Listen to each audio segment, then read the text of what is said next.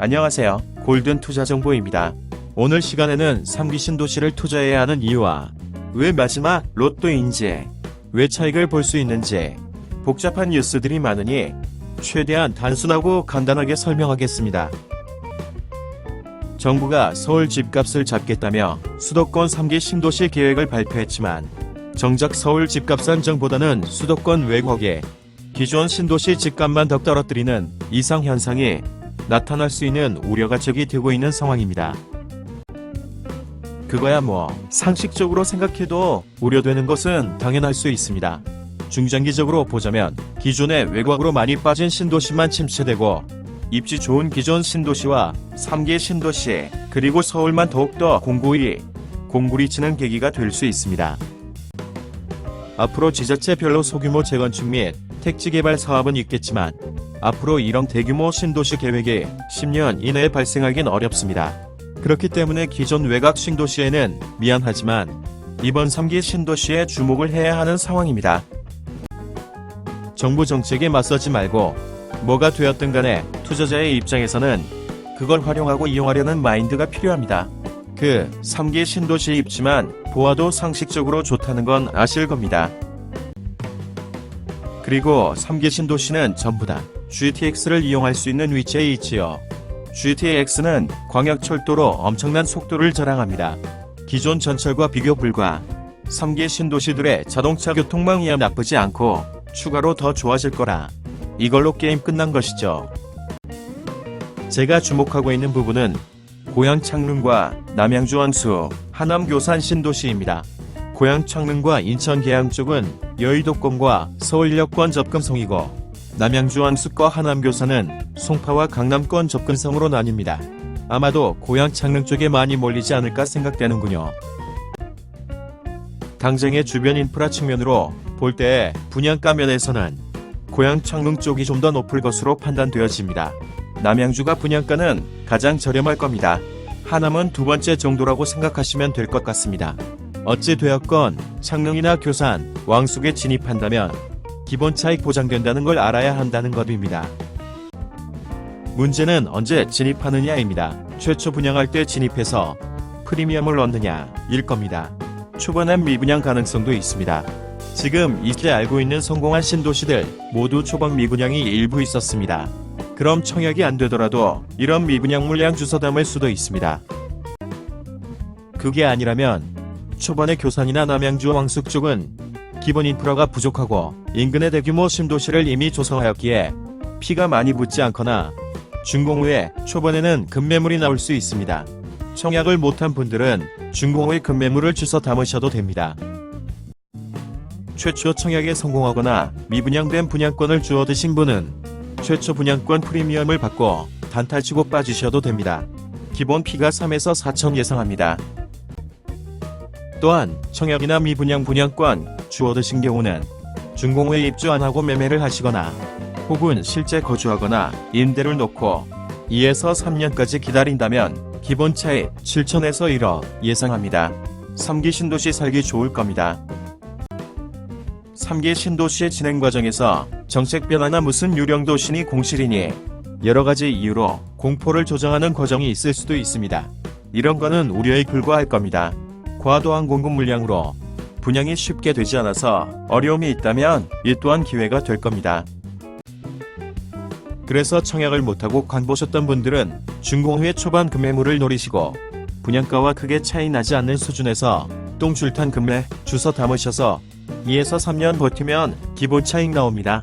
기본 차익은 3에서 4천 예상합니다. 이런 내용의 경우는 제가 그냥 대충 적어드리는 게 아니라 기본적으로 구조가 그렇게 되어 있다는 이야기를 드리는 것입니다. 현실적으로 충분히 가능한 금액들이고 보수적으로 접근한 것입니다. 경험적인 부분과 그간의 3기 신도시 주변의 가격 패턴과 데이터를 기반으로 산출해보면 이러한 패턴은 기본으로 나타나게 됩니다. 그것도 어디 동떨어진 외곽의 신도시가 아닌 만큼 신뢰도가 더욱더 높다고 봅니다. 자, 그럼 3기 신도시 안에서 모든 지역이 같은 가격일까요? 그렇지 않습니다. 조금만 거리 차이가 나도 2에서 3천만원 우습게 차이 납니다. 그렇다면 구체적으로 3기 신도시 안에서도 어느 위치를 선택해야 하는지도 살펴보도록 하겠습니다. 창릉 신도시의 경우 대곡역 세권 쪽으로 붙던지, 그러니까 3호선 화정역 근방, 행신동 근방에 붙은 지역이던지, 이쪽은 준공 초반 바로 옆에 인프라가 구축되어져 있어서 입주 초반에는 빠른 차익 보는 부분에서는 유리할 겁니다. 그게 아니라 좀 더 장기적으로 보면 창릉천을 끼고 있는 부근은 조망권 때문에 괜찮고, 그리고 중앙선 화전역 부근도 연구하셔야 합니다. 그래서 이 세 가지 부근만 보시면 됩니다. 그 외에 중간에 낑기거나 용두 사거리 쪽으로 어설프게 들어가면 향후 차익 부분에서도 핵심 지역과 가격 차이 나게 됩니다. 왕숙 신도시의 경우 두 군데인데요. 다산 신도시 옆쪽과 별내 신도시를 기준으로 오른쪽 편에 있는 신월리 부근의 두 군데인데, 이 부분은 극명히 차이 나기 때문에 지역을 잘 들어가야 합니다. 아래쪽 다산 신도시 옆에 왕숙 신도시는 별반 위치적으로 큰 차이는 없을 겁니다. 그래도 최대한 EPIC 부근이나 양정 사거리 부근으로 잡아주시는 게 좋습니다. 가장 중요한 부분은 위쪽 별내 신도시 옆 라인에 위치한 왕숙 신도시는 극명합니다. 절대적으로 사릉역 인근과 진광교차로 인근에 하셔야 합니다.